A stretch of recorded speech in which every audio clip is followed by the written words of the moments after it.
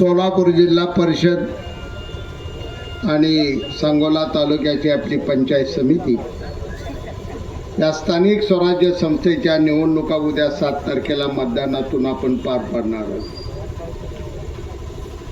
1961 मे दिवशी गुजरात आणि महाराष्ट्र ही 2 राज्य वेगळी झाली आणि आपला महाराष्ट्र हे स्वतंत्र राज्य बनले.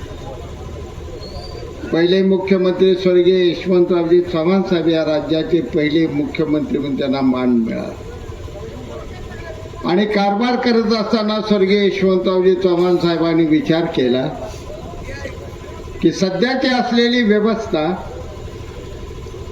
आमदार एक तालुक्याला आपण निवडून देतोय, 5-6 तालुक्याला खासदार निवडून देतोय, परंतु शेतकऱ्यांच्या, शेतमजुरांच्या, गोरगरिबांच्या छोट्या मोठ्या अडचणी सोडवण्यासाठी जनतेला उपलब्ध आमदार जास्त होणार नाहीत, खासदार जास्त होणार नाहीत. त्यांच्या अडचणी सोडवण्यासाठी स्थानिक स्वराज्य संस्था निर्माण केल्या पाहिजेत आणि त्यातून या मित्रांनो संस्था निर्माण झाल्या. तालुक्याला पंचायत समिती दिली आणि जिल्ह्याला जिल्हा परिषद दिली आणि ह्याच निवडणुकीला उद्या आपण सामोरं जात आहोत. काल नगरपालिकेचे निवडणूक झाले, तुम्ही नगरपालिकेचे निवडणूक बघितली. निवडणूक झाल्यानंतर हे गडे तुमचं सगळं हुरळून गेलं होतं की बापूचा आता काय खरं नाही, बापू आता संपला, बापू कवाच रे संपत नसतो, बापू हे लय वेगळी चीज आहे, आजची नादाला कुणी लागून येतं.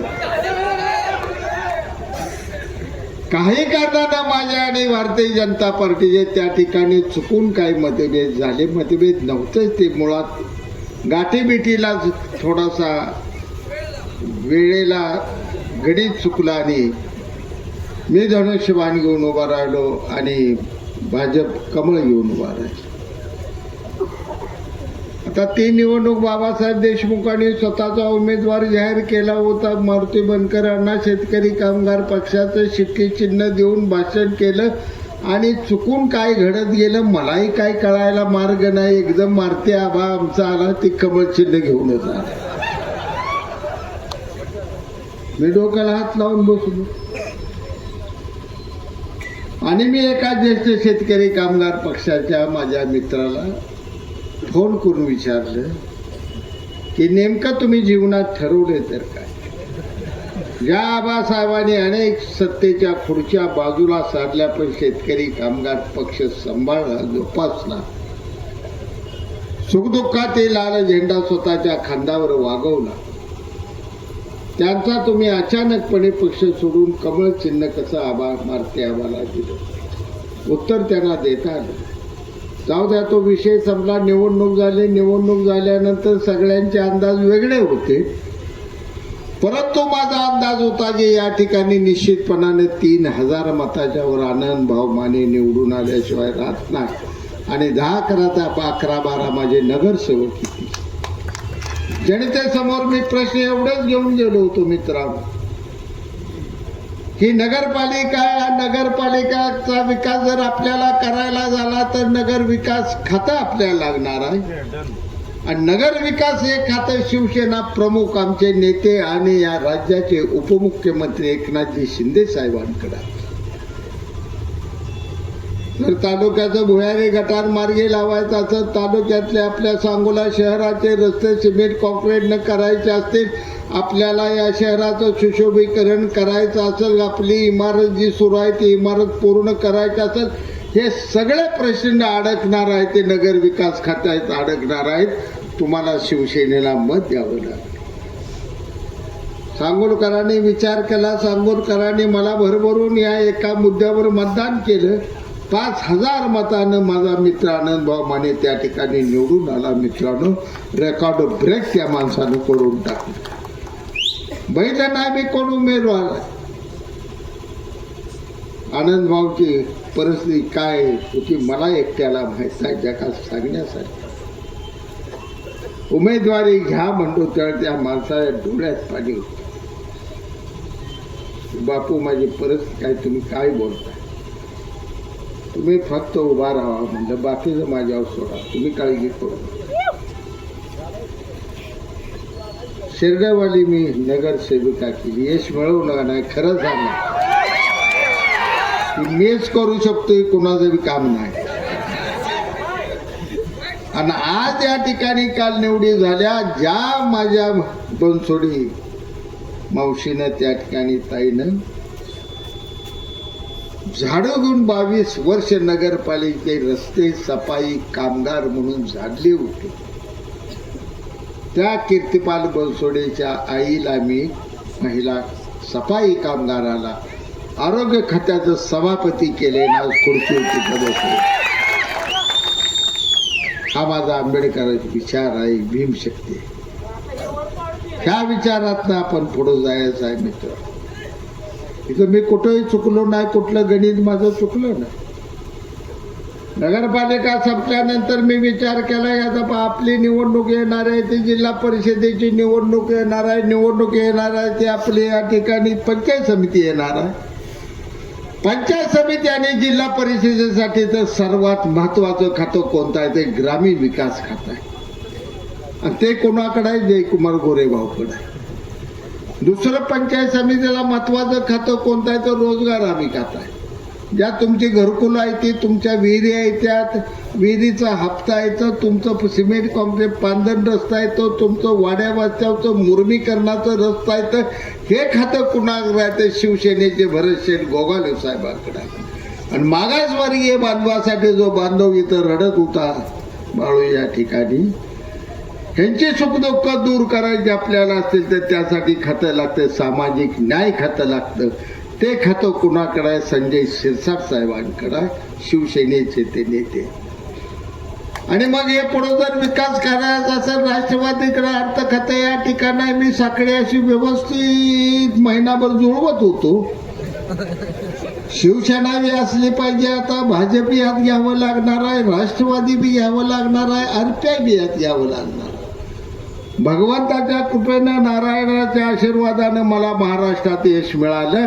आणि आज महाराष्ट्रात मी जे मंत्रालयाची युती आहे, तीच मंत्रालयाची युती मी सांगोल्यात या ठिकाणी करण्याला यश मिळवलं.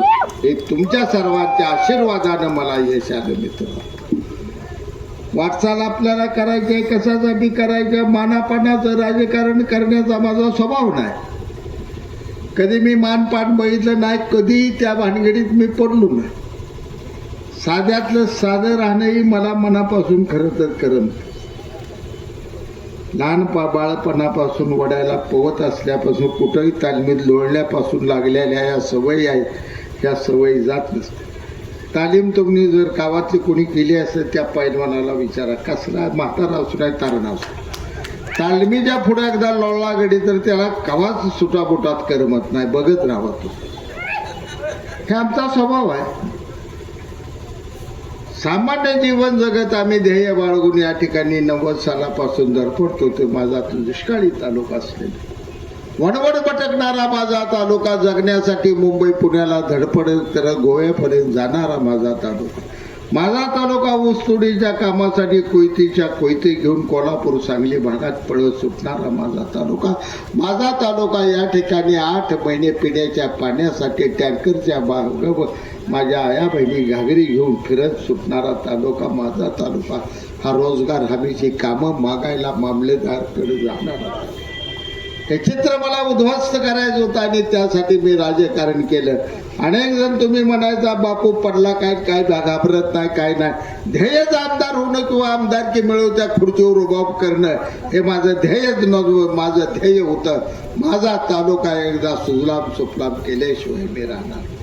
धडपड केली तुमच्या आशीर्वादानं. मी 95 साली तुम्ही मला आमदार केलं. मी टेंबू योजना मंजूर केली, 97ला म्हैसाळ योजना मंजूर केली, उजनीची तत्वता योजना मंजूर झाली. माझ्या हातनं ते काम राहिलं. 99ला पडलं. 2001 साली भाई गणपतरावजी देशमुख साहेबांनी ते काम मग त्या ठिकाणी प्रशासकीय मान्यता करून मंजूर केले.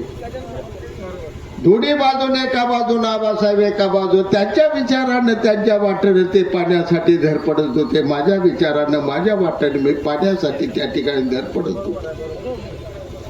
पाणी प्रश्नावर कधी आम्हा दोघात मतभेद झाले नाहीत, कधी संघर्ष झाला ना. राजकारणाचा संघर्ष आम्ही बाजूला ठेवला आणि आम्ही वाटा चालल्या त्या जनित खेळतात. एक बाब आम्ही दोघांनी 90 साली ठरवून टाकली होती.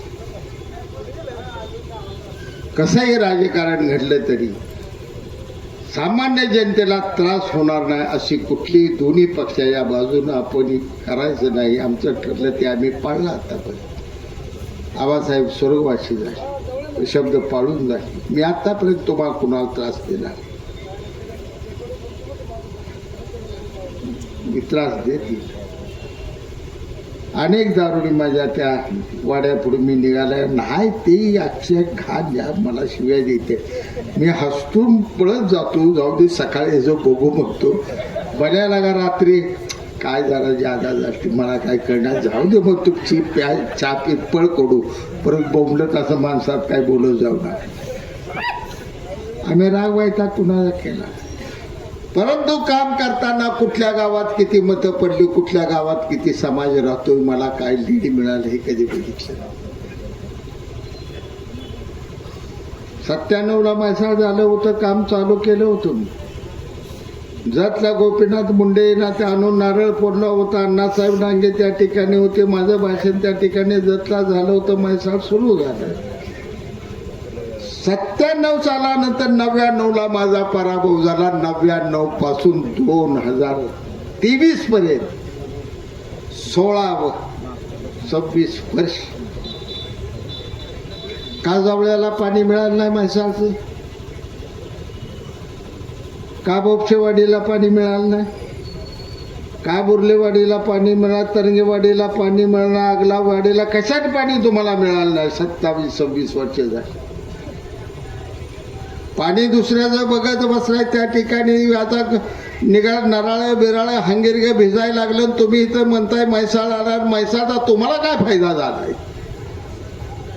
23 साली मी निर्णय घेतला की राहिलेलं प्रत्येक गाव मी म्हैसाळमध्ये बसवणार.